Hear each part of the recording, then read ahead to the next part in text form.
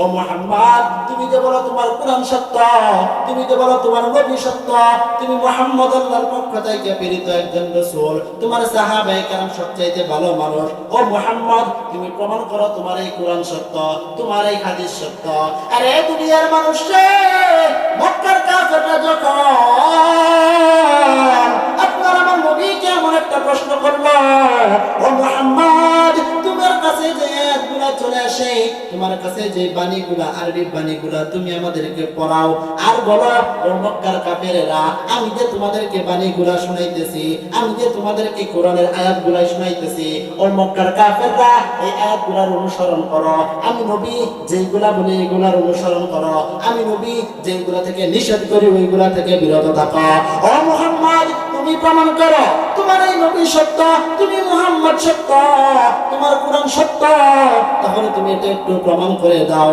এইবার মক্কার মুশরিকরা মুহাম্মদকে ডাকে ডাকে কয়, ও মুহাম্মদ তুমি যে বলো তোমার উপর কোরআন নাযিল হয়, এটা তুমি মিথ্যা কথা বলো, কারণ তুমি যেই আরবি শব্দগুলা টানিয়া কও আর তুমি বলো এইগুলা নাকি তোমার আল্লাহর পক্ষ থেকে নাযিল হইছে। ও মুহাম্মদ আমরা আমার আয়াত বানায়া বানায়া তোমার কাছে নিয়ে আসতে পারি। আর এক দুনিয়ার মুসলমান, এই আমার আব্বাজান একটু গভীর মনোযোগ দিয়ে শুনবেন আর একটু কথা বলার চেষ্টা করবেন।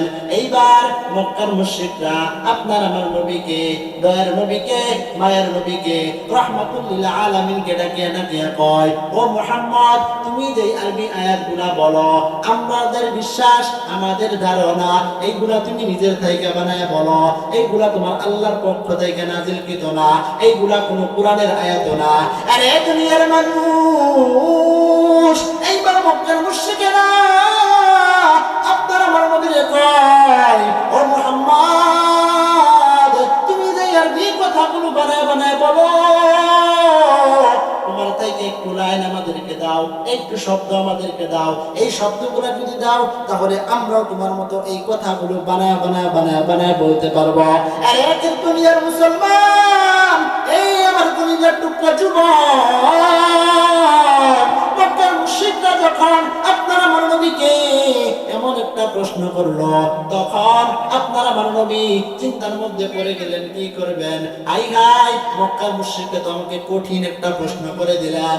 ও দুনিয়ার মানুষে, এমন সময় আমার আল্লাহ জিবরাইল আলাইহিস সালাতু ওয়াস সালামকে আমার পয়গম্বরের নিকট পাঠাইয়া আমার পয়গম্বরকে জানায় দেন, ও পয়গম্বর আপনি মক্কার মুশরিকদেরকে চ্যালেঞ্জ ছুড়ে দেন, আপনি মক্কার কাফেরদেরকে চ্যালেঞ্জ ছুড়ে দেন, ও কাফেরেরা শুধু তোমরা নয় বরং তোমাদের মতো যদি আরো বড় বড় সাহিত্যদেরকে তোমরা নিয়ে আসো, আরো বড় বড় কবিদেরকে তোমরা নিয়ে আসো, এই আরবের মধ্যে শুধু আরব না, এই সারা বিশ্বের মধ্যে যত আরবি শিক্ষিত আছে, যত বড় বড় সাহিত্যিক আছে, যত বড় বড় কবি আছে, এই সব কবিকে যদি তোমরা একত্রিত করো আর এই একটা আয়াত যদি বানাইতে চাও, আমি মুহাম্মদ তোমাদেরকে চ্যালেঞ্জ করলাম, মৃত্যু পর্যন্ত তোমাদেরকে সময় দিলাম, আমি মুহাম্মদ যে আয়াতগুলো বলি ওই আয়াতের একটা টুকরাও তোমরা বানাইতে পারবে না। সুবহানাল্লাহ। আরে দুনিয়ার মানুষ, ও জিবরাইল যাও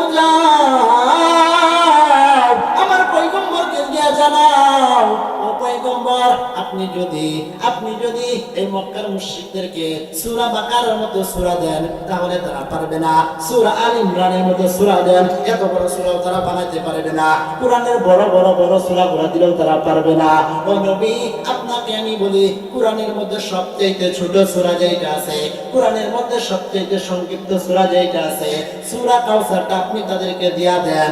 ও নবী আপনি যদি সূরা কাউসারের পুরাটা তাদেরকে দেন, এই পুরাটা বানানোর ক্ষমতা মুশরিকদের নাই। ও নবী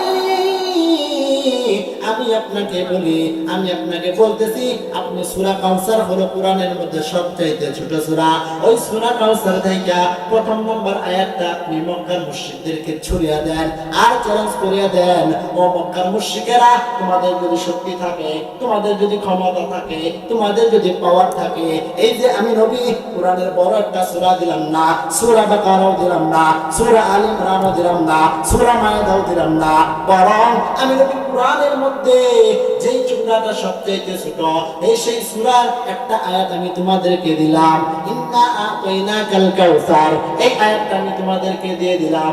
ও মক্কার মুশরিকরা, এই আয়াতটা নিয়ে তোমরা চলে যাও আর পৃথিবীর যত বড় বড় শিক্ষিত আছে, যত বড় বড় সাহিত্যিক আছে, সকলকে তোমরা ইনভাইট করো, সকলকে তোমরা আমন্ত্রণ জানাও, সকলকে তোমরা দাওয়াত দাও। আর সবাই মিলা গবেষণা করে করে করে করে যদি তোমাদের ক্ষমতা থাকে, যদি তোমাদের অন্তরের মধ্যে বল থাকে, যদি তোমাদের পাওয়ার থাকে, এই আয়াতের পরে কোন আয়াত হবে সেটা তোমরা বানিয়ে নিয়ে আসো। আল্লাহু আকবার। আর এ দুনিয়ার মানুষ, এইবার আপনার আমার নবী, রহমতের নবী, বরকতের নবী মক্কার মুশরিকদেরকে চ্যালেঞ্জ ছড়িয়ে দিয়া সূরা কাউসারের প্রথম সূরাটা দিয়ে পাঠিয়ে দিলেন। এবার মক্কার সমস্ত মুশরিকরা নবীর কাছ থেকে চ্যালেঞ্জটা গ্রহণ করিয়া তাদের ভাষার মধ্যে চলে আসলো। আসার পর সমস্ত মুশরিকরা একসাথে মিলিয়ে পরামর্শ করতেছে কি করা যায়। আই হাই, যদি আমরা এই মুহাম্মদের আয়াতের পরিবর্তে এমন একটা আয়াত না বানাইতে পারি, তাহলে আমরা হলাম মক্কার মেয়ে, আমরা হলাম মক্কার লিডার, আমাদের কথা মতো মক্কা উঠে, আমাদের কথা মতো মক্কা বসে। আমরা যদি এই আয়াতটার সঙ্গে আরেকটা সুন্দর আয়াত না বানাইতে পারি, তাহলে আব্দুল্লাহর বেটা মুহাম্মদ এতিম একটা ছেলে এসেছে, যেই ছেলে নিজেকে নবী দাবি করে, অথচ আমরা হলাম মক্কার বড় বড় মানুষ, অনেক উঁচু বংশের মানুষ, এই নিচু বংশের ছেলেটা আমাদের সামনে বিজয়ী হয়ে যাবে। আর আমরা এত বছর পর্যন্ত এই মক্কার মধ্যে মরলগিরি করে আসলাম, এত বছর পর্যন্ত এই মক্কার মধ্যে ক্ষমতা দেখিয়ে আসলাম, এতদিন পর্যন্ত এই মক্কাদেরকে নেতৃত্ব দিয়ে আসলাম।